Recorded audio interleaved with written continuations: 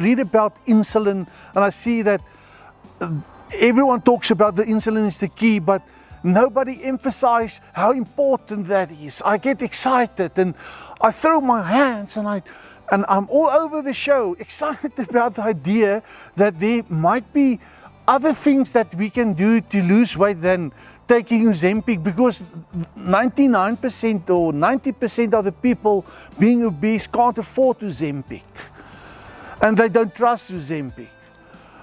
90% of the people don't want to get bariatric surgery. Let's talk about obesity. Let's talk about the psychology of obesity.